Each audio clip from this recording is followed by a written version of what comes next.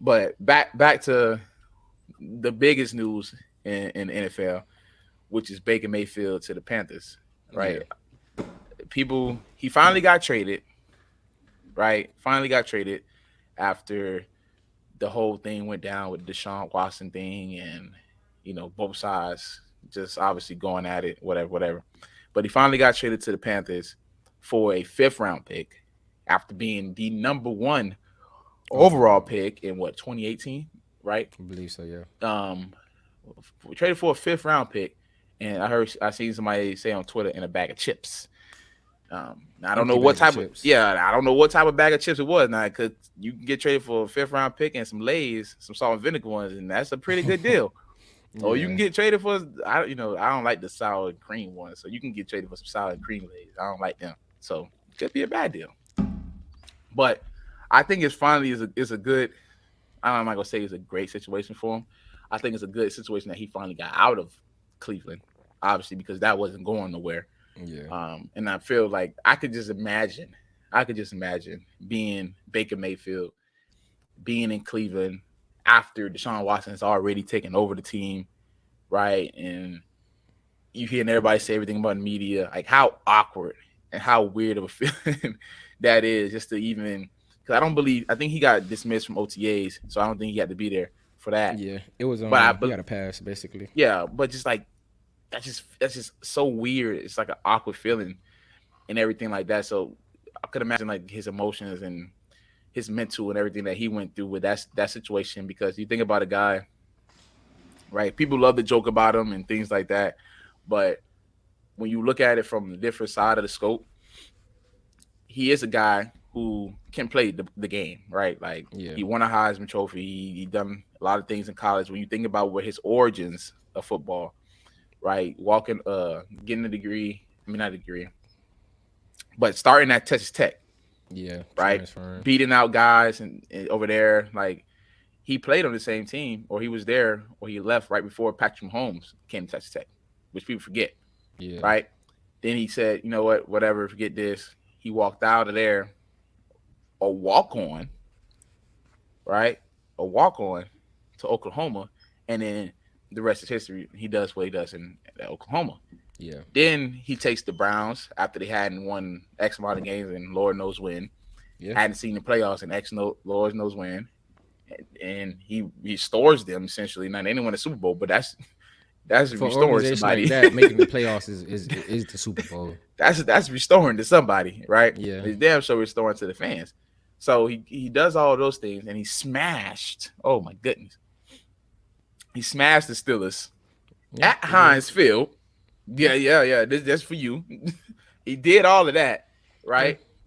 In a big rivalry game, right? And then the next season, what does he do? After coming off of losing in the playoffs, right? What does he do the next season? First game, they played great, right? Everybody's remember the first game. Then what? Shut down the leg. Kansas City came back and beat them, Yeah. right? He threw a few interceptions at the back end of that game, whatever, right? Because they lost to Kansas City in the playoffs, right? The Hmm. previous year after they beat y'all up. So he took them very far that year. Then he comes back. He has a good first half versus KC, and then just an unforgettable half in the second half of the game. Second game of the year, he tears his labrum. Yeah. Now, for anybody who's torn their labrum, I believe you have, right? Yeah. A couple times. Yeah, it ain't like you know what, tore my labrum. I'm gonna keep playing the rest of these Yeah. It's tough. 15 games in the season. Like No, it's it tough. ain't. Oh yeah, let's keep playing. Just it's not his throwing arm. Just banding it up. He'll be fine. Like no, like any injury is serious, and definitely your shoulder, right? Yeah. Especially the style that Baker plays one, and then the way he throws the ball because he uses his whole body. So it's not Yeah. like he just using one side of it and he doesn't have to turn. Like he does like a whip motion when he throws. Like he uses his whole body, hips, everything, torso, all that type of stuff. He tore his labrum in week 2 and played the rest of the season. Yeah. Why? To show the grit, The to show he's toughness. committed, the toughness. He's committed to the organization. You only do that to show the organization I'm committed. I appreciate you guys selecting me. I want to be here. I'm not quitting on the team. All these things that go into it, right? Definitely. And then what happens? He do all that for them, and then what happens? Get up Oh, out of Baker, here. John Washington just came available. Sorry. Even though we don't know if Deshaun gonna play or not, we don't Yeah. know these things. We rather him over you. But thank you for tearing your labrum. Thank you for continuously playing. For making your stock go down. Oh, thank you for that. Love that. Appreciate that. That made it better for us, right? To get you up out of here, doing all those things for a team, and then boom. Kick you to the curve. Now you on the curve. Now you in a situation in Carolina, which I think is going to be way better for him because it's going to bring the best competition out of him for one, Yeah. and Sam Darnold because Baker was the number one pick in the 2018 draft, and then Darnold was number 3. Yeah. Right, and I played against Darnold a few times. And he's a pretty good quarterback, especially just thinking back at his USC days. It's a pretty good quarterback. Mm-hmm. So it's going to be a great competition. But I want to see if because the coaching staff, I don't know how the coaching staff is there.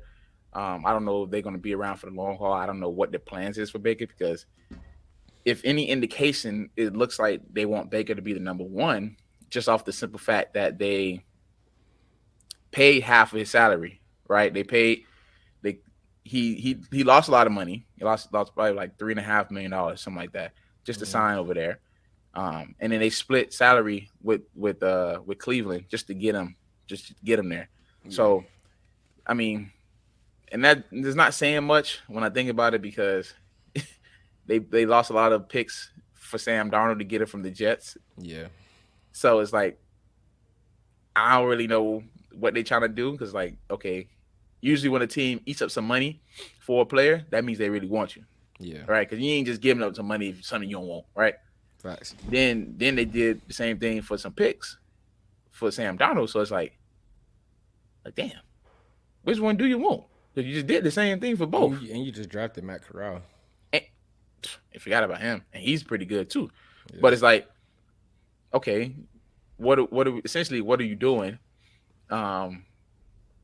So I don't know. Like it's gonna be interesting, and it's just so funny that the Panthers are the ones playing the Browns in week one. Yeah. It's crazy because I've been a big Baker fan, but when he went to the Cleveland Browns, obviously I had to start rooting against him.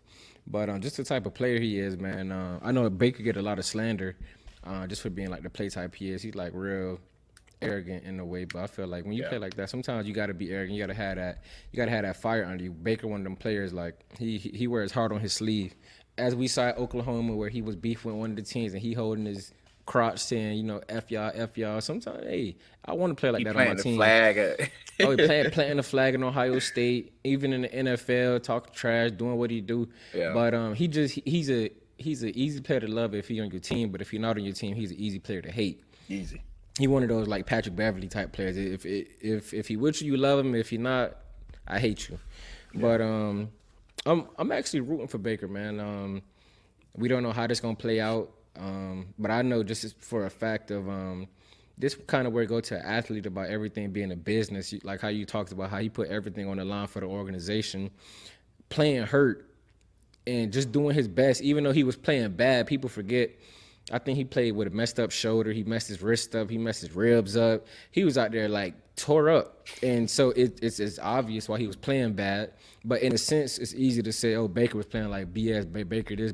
But I think as a lot of people fans, like I know because I played the game, but like a lot of people that they just watch the sport of football and they think just because you're on the field, man, you're healthy. Like sometimes you're on the field, man, you feel like crap. But it's like sometimes in a sense like Baker, like if I don't play, our backup got to play, and if our backup play, we got a 0% chance of winning. So I'll take a 60% Baker Mayfield over 100% backup. But then this is also an instant where it's kind of a wake-up call for athletes a little bit, where you playing hurt, and sometimes it hurts you on the back end because you playing hurt and you think you know your team is service, but you're doing yourself a disservice because you're going out there and you're not putting out a good product for yourself. You're not playing good. You're throwing interceptions. You're doing this. You're doing that. and then you end up getting traded for a 5th round pick to go to Carolina Panthers. But it can still all work out for him. I'm rooting for him, especially now that he's not with the Browns no more. So now we got to beat up on Deshaun Watson now, the massage expert. Look at you ain't finna even entice me to say no shit.